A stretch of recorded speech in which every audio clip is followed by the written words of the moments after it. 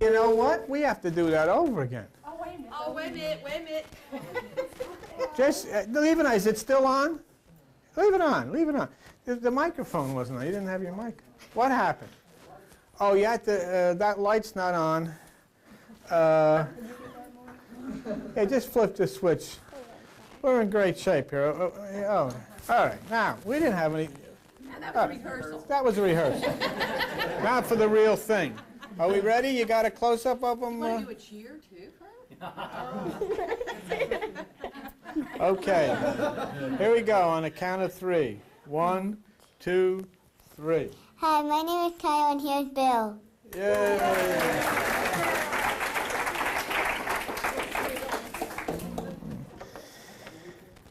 You know, you laugh, but there used to be a kid come here some years ago, and he used to introduce me and all this stuff, and I got an email from his mother that he's on stage in some shows and everything. Just because of this. Became a star. Oh. Well, so much. I'm pleased to be able to continue to share with you about this subject that began when we were taken by the deaths of Princess Diana and Mother Teresa. And so then we started to look and we started to search to try and see if we could shed some light on the most puzzling and perplexing question that has pervaded human consciousness since the beginning of time, and that is, what happens when we die? And what I promised you was to take you in this journey where no one has ever been, where no one has ever even conceived of going, and trying to look at not only ancient scriptures, science, quantum, because I have a wonderful, wonderful, exciting statement to make to you. And this is what you and I together, as we get down the road, will prove. It is impossible for you to die. It is not possible. And, you know, I'll spend a little time and we'll just talk. I mean, I'll tell you where you go when you leave the body. I'll tell you how long it takes you to get there, where exactly you go, when you return. You see, one of the things that's basically difficult for us is the illusion that we have of what we are. You really could care less what happens to your body after you die. What you're concerned about is what happens to you. Where do you go? And in trying to understand that, the first thing you have to arrive at is, what are you? Who are you? When we talked, I spoke last week and I was sharing with you Princess Diana and so forth. When, we'll call it a person. When a person leaves a body, it leaves through the pineal gland of the brain in the same way that it came in. And when it exits from the pineal gland of the brain, the first thing it does is head for water. Very important that it heads for water, because the atoms which make up your consciousness then receive molecular energy, and in the air, as they rise out of the water, they are hit by photon, where cosmic instruction is given for your next experience, and photon takes you right smack through the pineal gland of a fetus. Now, when you start to consider yourself and where you go, what you really want to have happen is you want to continue the story that you're acting out.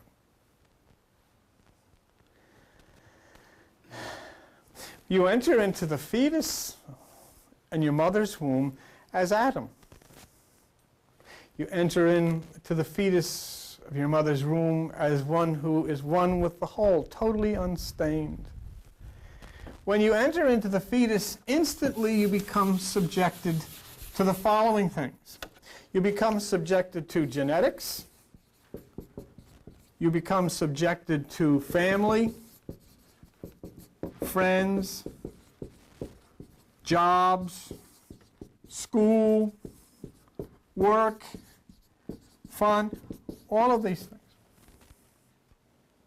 And all of these things create you. When your body dies, none of this goes. Why? Because you are not a creation of God, you are a creation of us. What returns to the water, to the air, to photon, to be restored.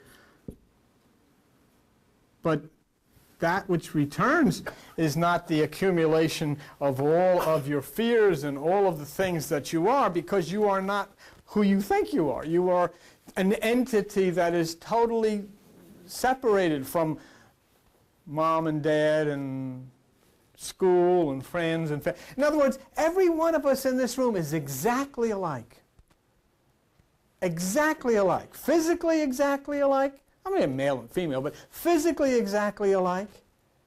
Everyone has a brain, everyone has eyes, everyone has all of these things exactly alike. The reason that you have a different story is because when you entered as light, you became connected to all. Let me give you an example of what I'm talking about when I talk about life, when I talk about death. And I need a couple of, here, Joan and Bill, you could just stay there for a minute. You just, I will not embarrass anybody, I promise you. But I need some people to help me out with this thing. So I have Joan and I've got Bill. And Mike and Judy. Okay. Now I'm going to create a scenario, and I'm just going to try to make a point. And I know this can't, but I'm just going to make a point. Let's say, for instance, that, let's say Judy gets on a bus, has no identification, and goes up to Canada. Why? I don't know. She's on a bus in Canada. And the bus has a terrible accident. Now, Judy and Mike have lived together. How many years? 34. 34 years. Okay, fine. Could you come up here for a minute? Because this is a terrible accident, and I want, look, she's limping. No, it's worse than that. Let's just sit over here. It's worse than a limp. Oh, okay. Now here's Joni and Bill. Would you stand up for a minute so everybody see who you are? How long have you been together? 10 years, but who's counting? 12 years. 12 years. Okay, fine. Now what has happened, what I want you to see is what has happened is this. Judy is on a bus. She has no identification. The bus is in Canada, up near British Columbia somewhere. There's a terrible accident to the bus. Judy sustains a severe head injury and suffers total amnesia. She doesn't know who she is. Nobody knows who she is. Nobody knows where she is. She wanders around the hospital. She finds a place to sit. She says, who am I? What am I? He doesn't know where she's gone. Sit down. He doesn't know where she's gone. Right? Joni, come up here. Joni is on a bus in Florida. All right. Guess what? The bus has a terrible accident. She has a severe head injury, total amnesia. She doesn't know who the heck she is. She wanders around. I don't know where I am, and I don't know who I am. Okay? So, one day, Judy winds up and meets an orderly at the hospital.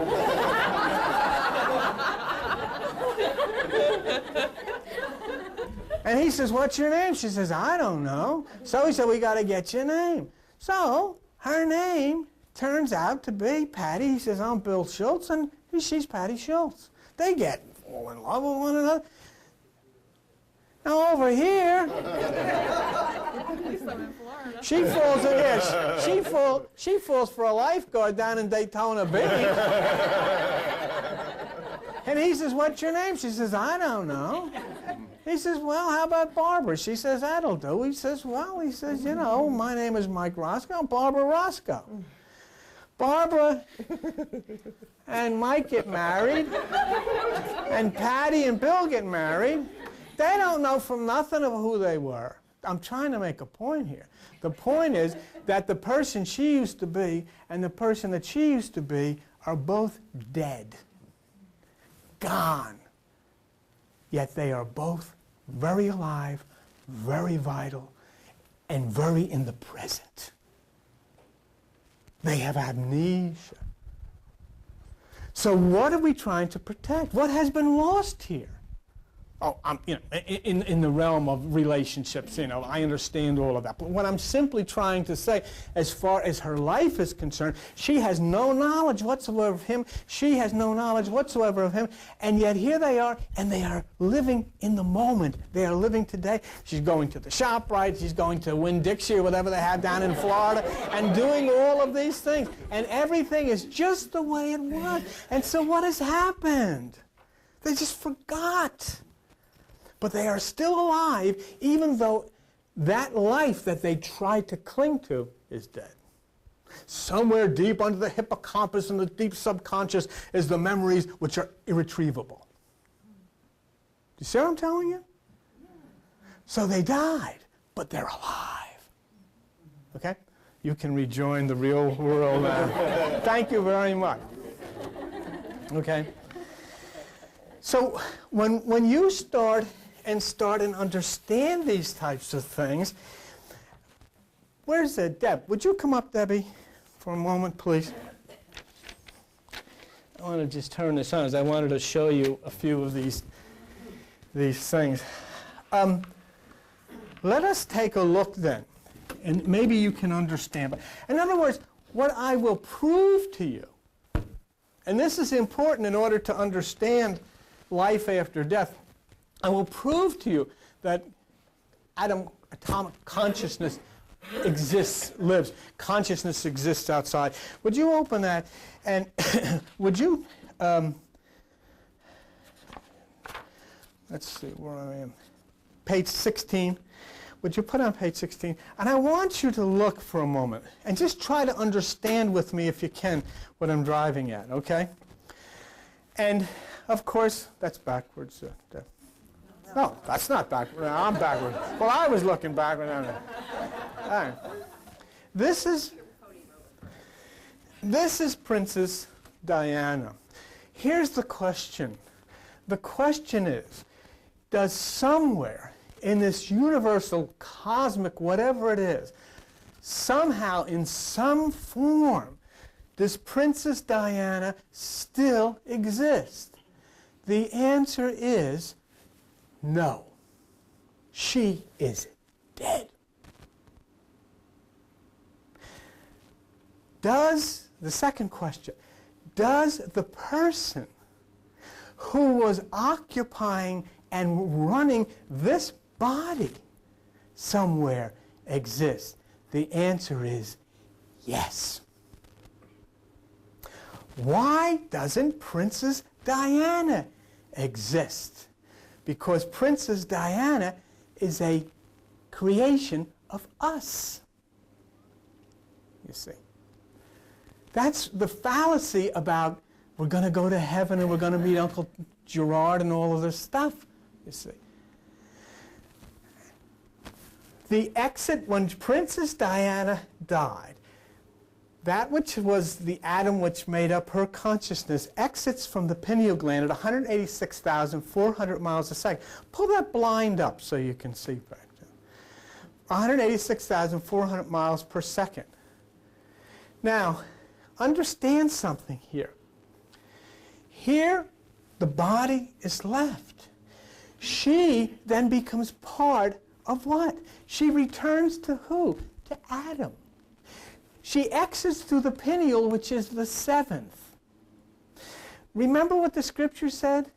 no burden can be carried into the holy city on the Sabbath, the seventh.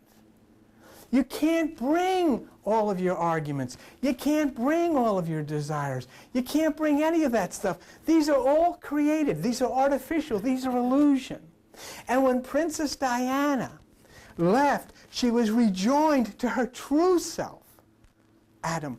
And then as the molecular structure starts to regain its energy through the water, the most important and the quickest thing is to return her via photon light back to a fetus for life. And then she will return back into a child, into a person, and begin another journey of life. But this is our creation. I am what I am. When I met Joan, Joan met me, I brought to her some of the things from my family. She accommodated herself to these things. Neurons started to fire in her brain to accommodate this new story that she met, in the same way with me. One of the things that both of us have done, and I am very happy about, we talked about it last night, is that, thank God, we broke the karma.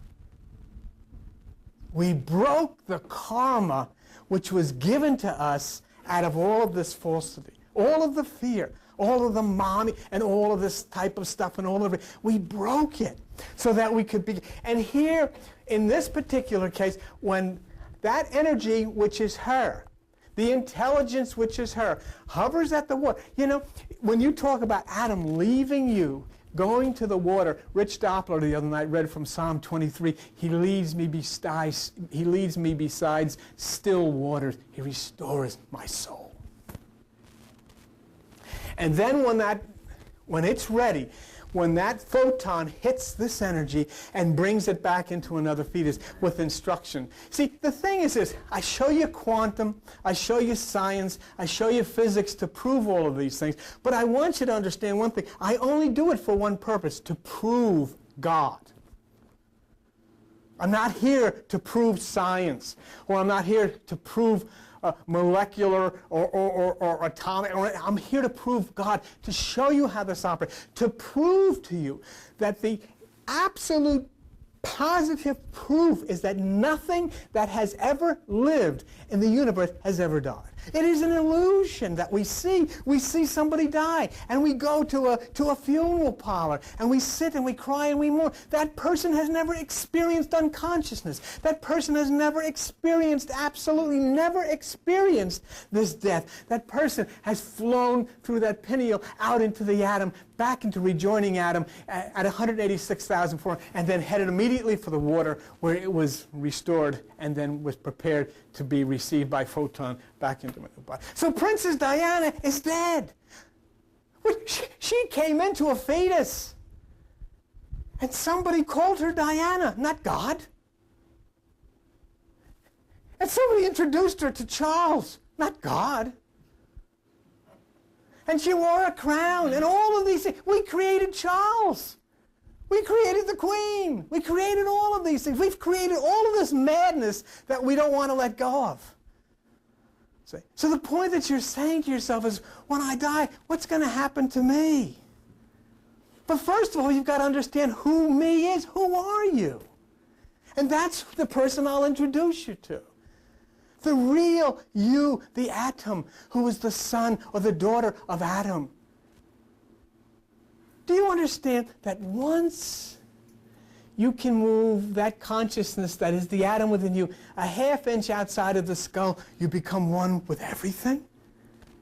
Where could anybody say, could you be here? No, you're everywhere. You're a part of this whole. The one other interesting thing is when I had somebody call or write to me and was talking to me and say, you know, I have a problem with you saying that the winding stairs in the creation of the temple is DNA.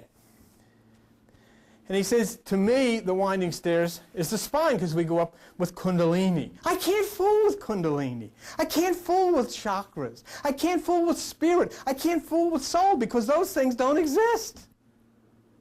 See, if you're going to say to me there's an energy there, and you're going to say this is an electrical energy that flows as a current, I can talk to you about it.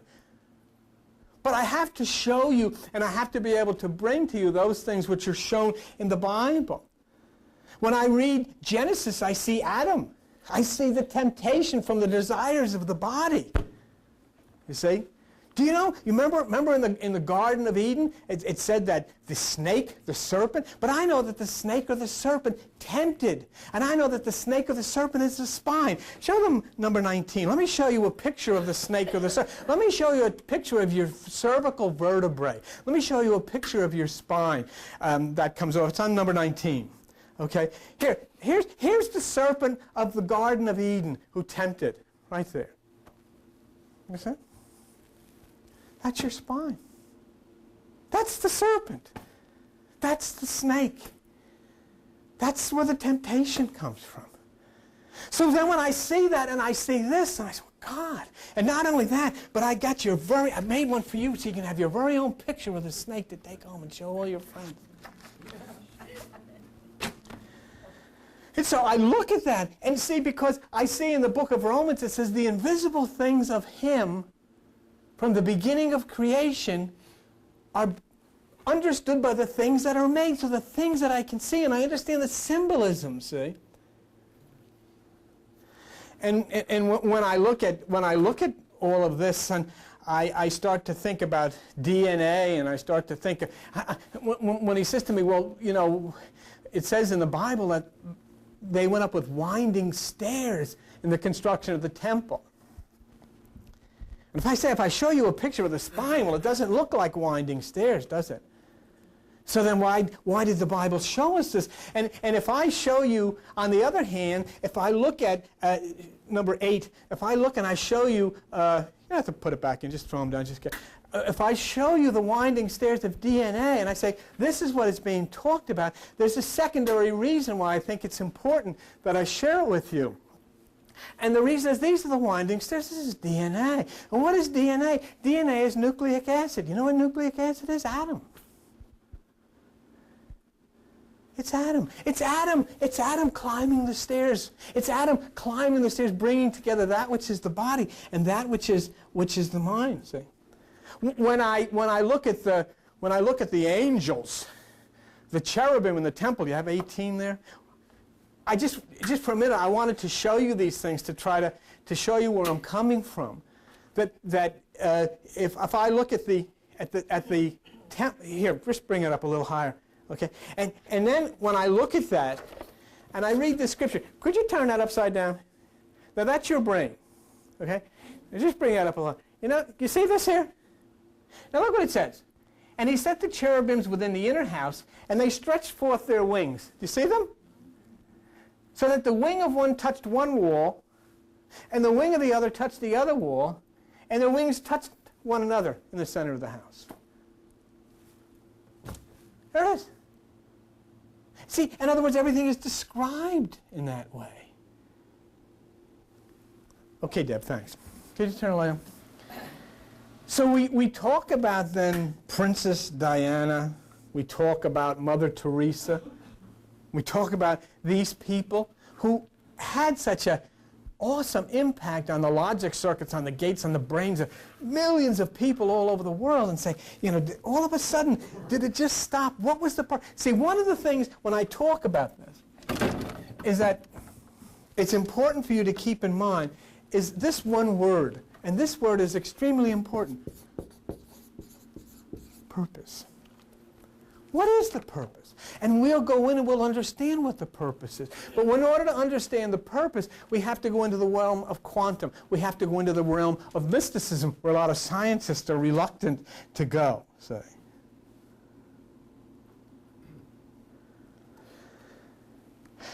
Your brain operates in response to the system in which you live and the traditions and lifestyle in which you have been raised. You are the way you are because of your family. Good, bad, or indifferent. That's where it came from. It didn't come from God. Say.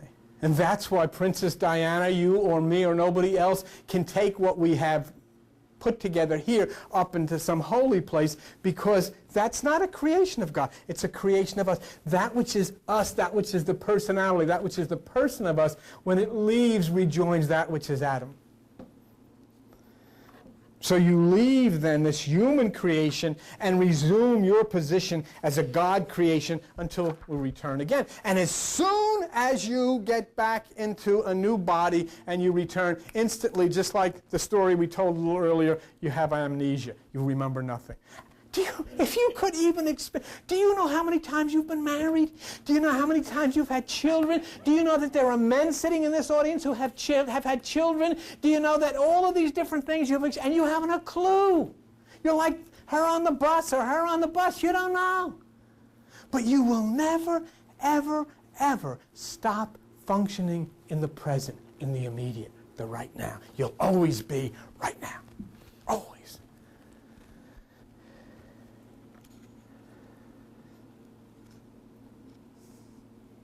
Suppose, as I said, if you were, if you could accommodate yourself to what we were talking about before, leaving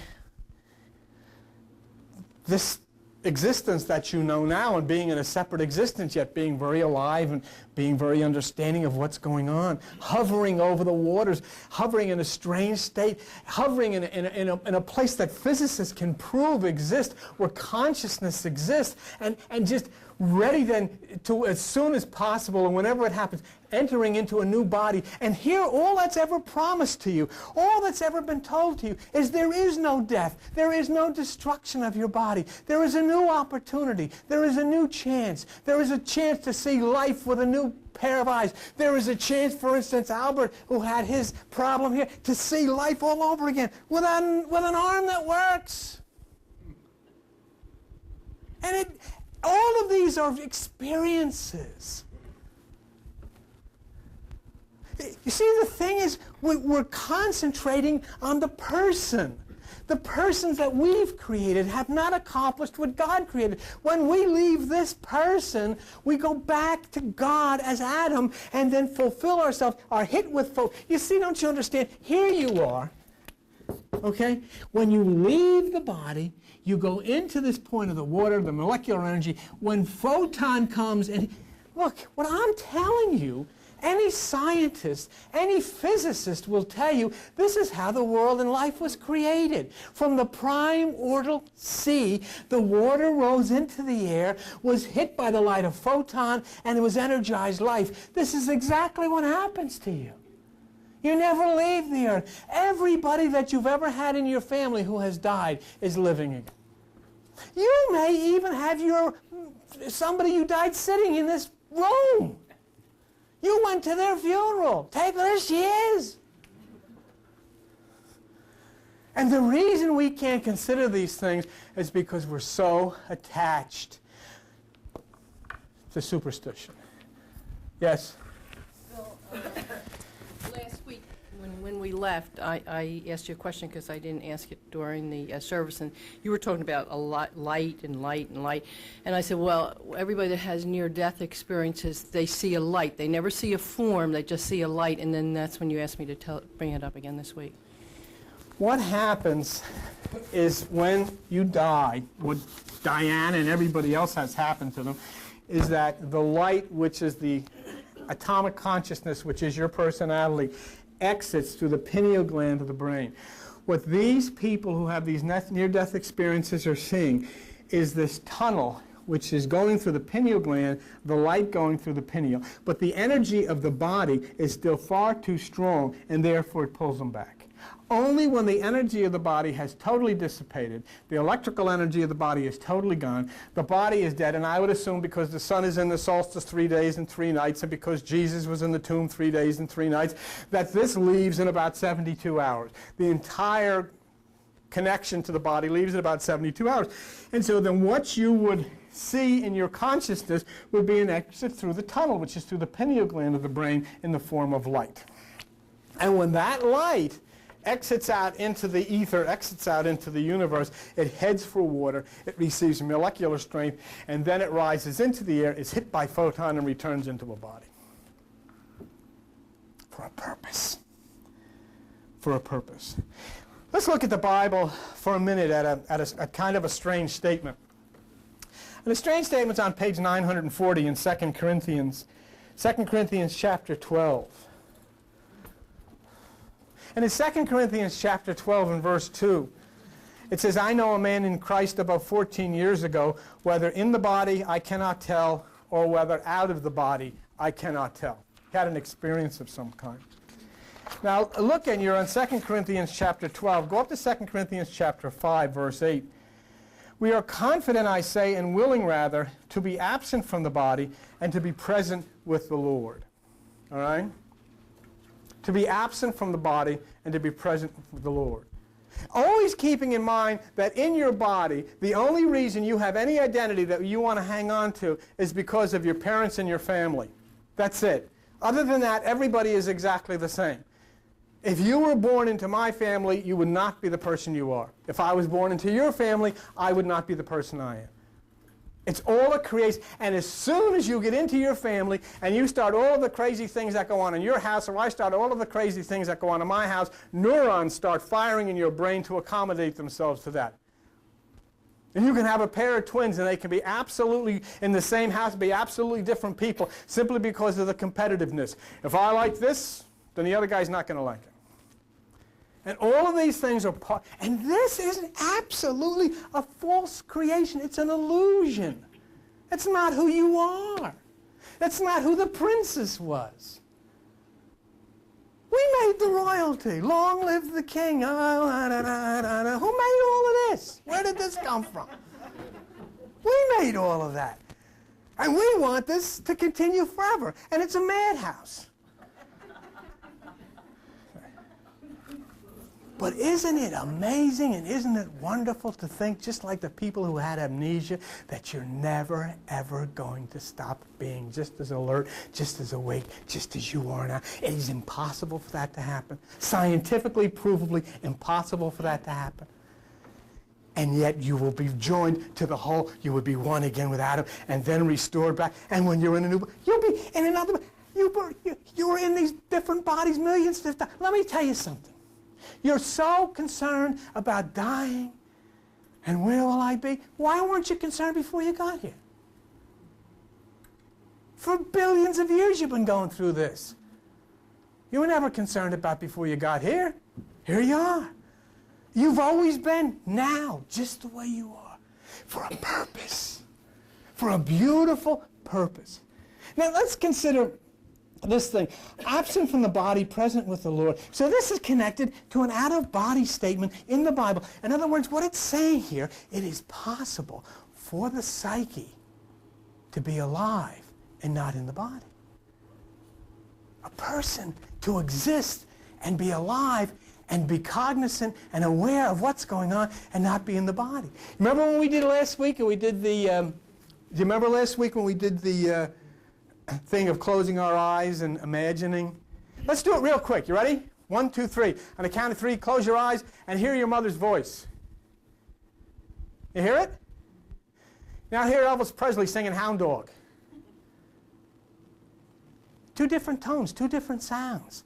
Yet you didn't use your ears. And if you close your eyes, you can see the house you were in when you were raised in when you were a little kid and all of these things. You don't need all of this stuff.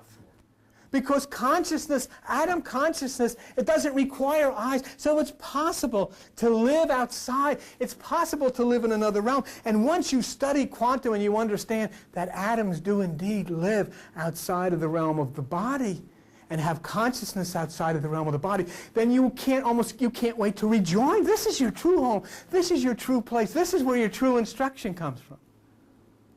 You see? Will you look at me for a second? I'm going to tell you something here. God's name is not Jehovah. It is not Yahweh. It is not Allah.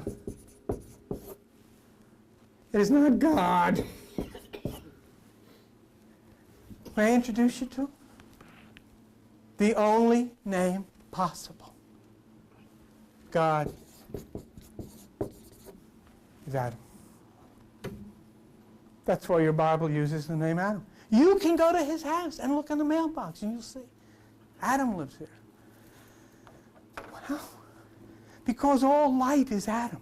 All water is Adam. Everything is Adam. Adam permeates everything. Adam is invisible. Adam has never been seen. But Adam is the creator of all things. The sun lights because of Adam. And who created Adam? Adam. And when Adam explodes and Adam fragments itself, it gives of itself, and then you all become sons of Adam. And then when Adam interacts with an electron or an ion and throws energy to, he splits that atom, and we have Adam and we have Eve.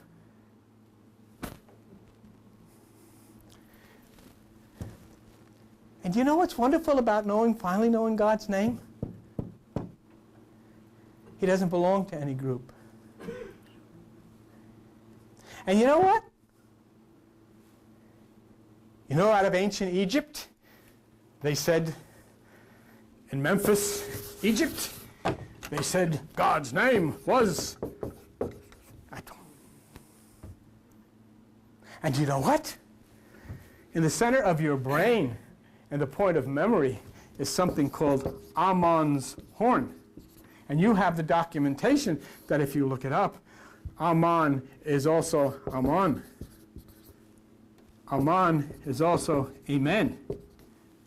And Amen and Aman and Amun are also Atom.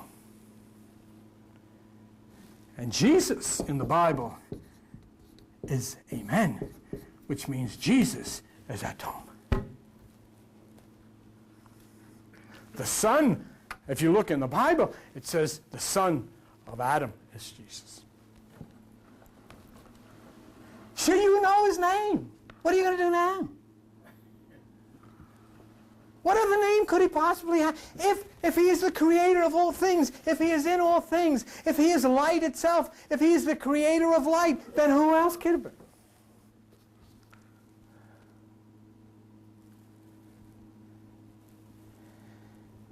But I wanted to talk to you about, just for a minute, this out-of-body experience. And I don't want to get into any New Age stuff, because I get as vexed by that as I do by religion a lot of times. I remember one time that I was sitting at home, where we live now, in this chair, and I started in a meditation, and I left the chair. And I grabbed the chair and instantly came back. I'll never forget that, because I had an experience of actually existing for a split second outside of my body, but I did. I got up and got out of the chair while I sat into it. What I wanted to do, why is this still going?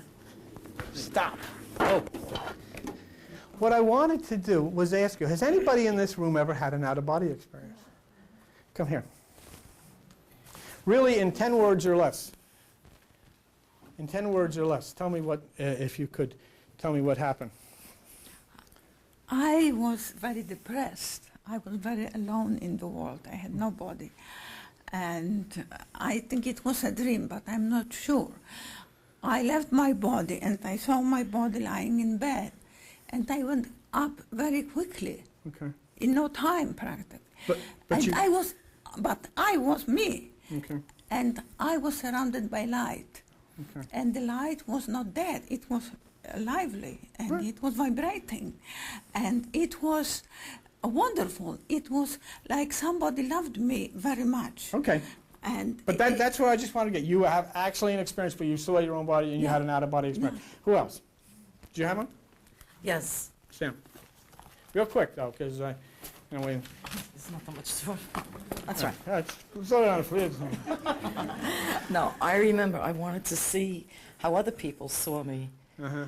And I was lying on the sofa, and all of a sudden I saw me. And as she said, a lot of light around it. Not scary at all. Okay. Anybody else? Anybody else have an out-of-body experience? How come you all had an out-of-body experience before you knew I was going to ask you about it? Oh, yeah, I had one. No, I said, now tell me about it. Anybody have one? I don't think so. Who else had an out-of-body experience? Never had one? Who? Okay, come on. Real quick. Well, when I used to sleep on my back, I used to go out of my body all the time. So now I sleep on my stomach. Sorry, don't take any chances. You know, I mean, figure that one out, folks. But I mean, I'll tell you, that's okay. Now, we have considered the possibility of existing outside of the body. We have proved that you can hear, you can speak without ears, eyes, or mouth. And now we have found that we have had experiences. But what about thinking? I mean, what about consciousness? We've been discussing what happens to a human being who dies. We've been using Diana and Mother Teresa because of their impact on millions, and the curious fact that, you know, they both died the same week. The Catholic who was attached to the Hindus and the Protestant who was attached to the Muslims, and, you know, so many differences, but yet so many similarities, dying in the same week. And then you start to look at purpose. But let's look at the existence of the human being beyond the physical earthly existence as described in the Bible. We find a very interesting discussion between Jesus and the religious people about what happens when you die. And the question was, a man dies and his brother marries his widowed wife. In other words, here's a man and wife, and man dies, and the wife marries this guy's brother. I get the feeling that this woman was quite of a pistol to live with, because as it turns out, 7 of them bit the dust, you know. And so the question was, in the next life, whose wife would she be? Which of these 7 guys who died under mysterious circumstances would she be? Well, Jesus answered. Take a look at that, page 799, Matthew chapter 22, verse 28. And in Matthew chapter 22, verse 28, Jesus says, you there, 799? You err, you make a mistake. You don't know the Scriptures nor the power of God. For in the resurrection, they neither marry nor are given in marriage, but are as the angels of God in heaven. Whoa! What has he just said to us? He has said to us that when a person leaves the body, they are an angel, which we know is an angle of light. An angle of light. And that angle of light and that interacting with photon and then the ATP and all that stuff we talked about, and new cell life and so forth and so on. So they are, but there's a very important statement here that is important for all of you to see. And that is the very next one. Jesus says, but as touching the resurrection of the dead, have you not read that which was spoken to you by God, saying, I am the God of Abraham, Isaac, and Jacob. God is not the God of the dead, but of the living. No one ever dies.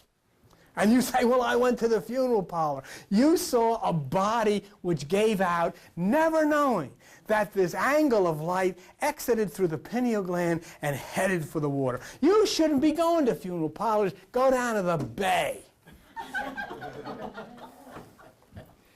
Because that's where it's at. And in the primordial sea, in the very beginning of time, that which was the energy of the sea and the warmth of the sun energized the molecules up into the air where they were hit by photons, cells, life began, and you began. That's what it's talking. Look, listen. You can listen to me? When light comes down, remember we read this from Dr. Toller at Goddard Space Labs? What does it do? It hits space dust and angles to the Earth as an angle of light. When you leave, do you understand now what the Bible is talking about when it says from dust to dust? Nothing to do with the ground. The dust are the reflective particles of the crystal reflective particles that cause light to change, come into an angle of light which carries the instructions from God. What are you to do? What were these instructions that were embedded into to the atom consciousness of this woman called Diana as she entered into this fetus? Because what were the instructions that enabled her to effect billions, millions, and millions of people. I know I'm running, but I'll be out of here in 5 minutes, I promise you that. So two very important points. People who leave the body when it dies are angels, which are angles of light. The body dies, you do not die. Thus, our subjects, Diana and Teresa, are presently light and very much alive. Going from where? Look, where does the sun go after it exits the winter solstice on December 25th?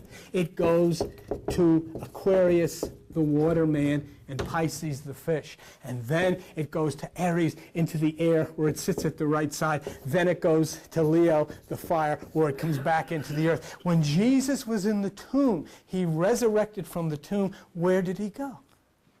He went to the water. And he said, do you have any fish? And then he went up into the air to sit at the right side. And then he returns as light. There is not one thing. It's exactly what happens with the atom and the molecular structure. There is not one thing that can happen out there that doesn't happen exactly the same as here. When light leaves, as it's described in the Bible, as you see it going from the sun out of the earth into the water, out of the water into the air, out of the air into the fire, back down, it's exactly what happens to you. Out of the body to the water, out of the water to the air, out of the air into the light of photon, back down into the body, to live again, to never ever have, even for an instant, missed a beat about being in the now, about being in the present.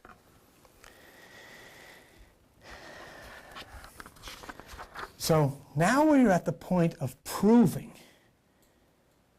I can't prove angels, but I can prove angles of light. And I can't prove Adam, A-D-A-M, but I can prove Adam, A-T-O-M. And I can prove that that light which is inside of you, which runs the body you're sitting in right now, is Adam. And I can prove that that in the center of your brain, the pineal gland, is a receptor for light. And that the light that is you enters and exits right from there. And I know what happens to light and atoms and molecular energy when it wanders. As Jesus said in the Bible, when an evil spirit leaves the Bible, it wanders and finding no dry ground, it returns.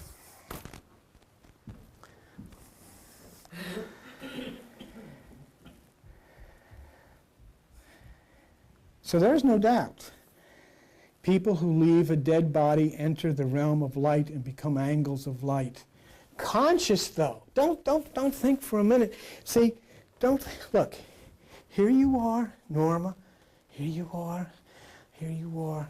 Here you are. Don't think for a minute that this is not totally planned, totally purposed. But there you are, suddenly, as the body starts to give, and as the body starts to succumb, the body loses consciousness. You don't. You're gone. All you do is say inside of your skull at the last second before you exit at 186,400 miles an hour, those beautiful angelic words, I'm out of here.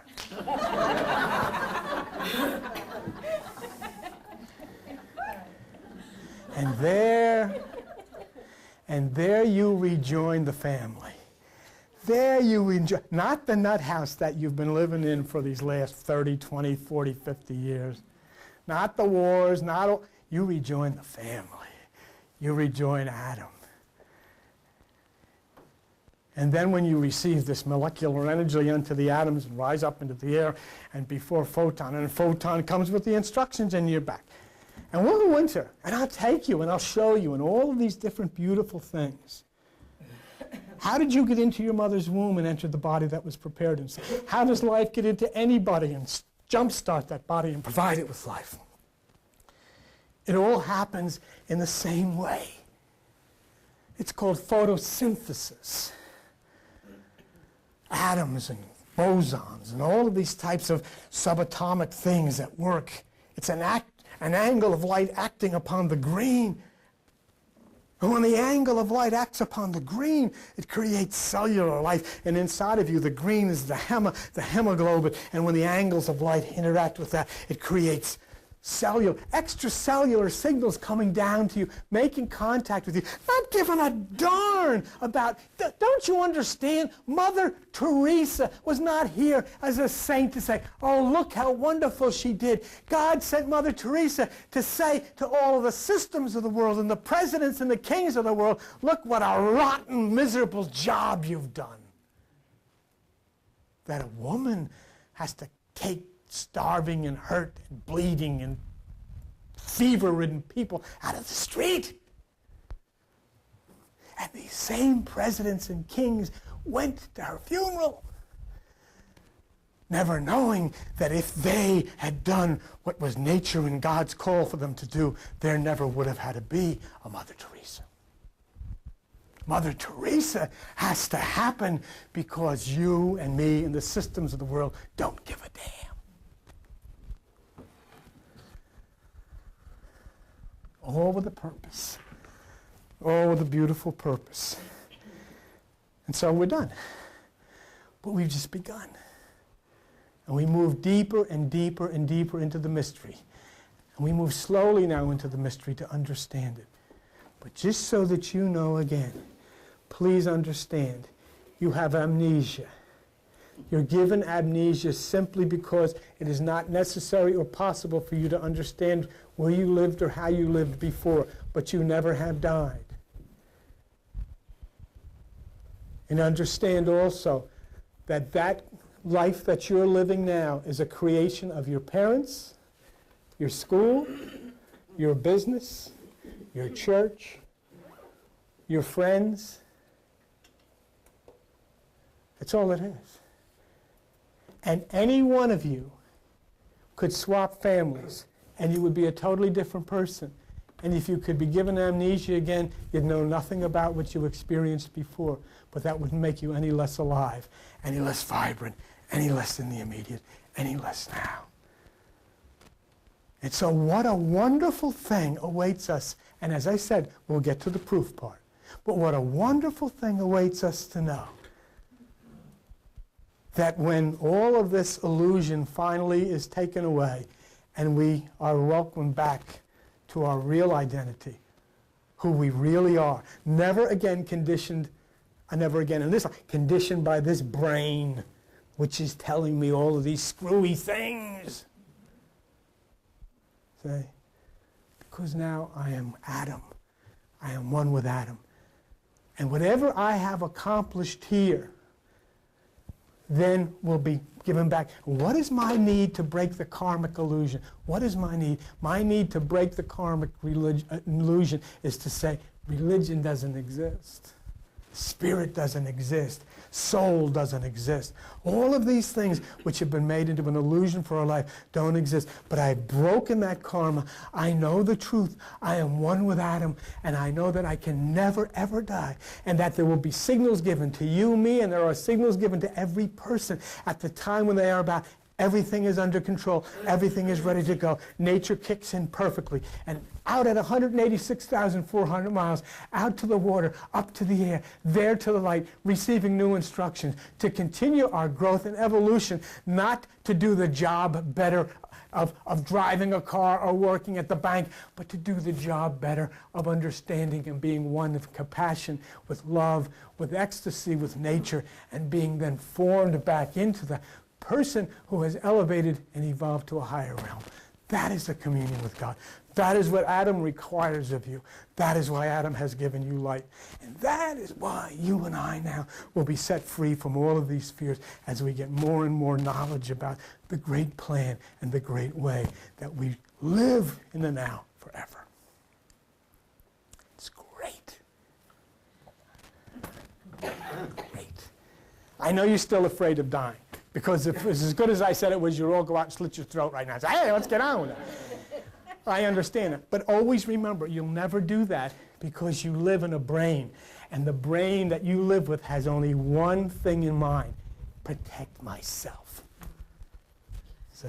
But once you're out of that, it'll be fine. Okay. Thank you very much. And we'll be back to see you.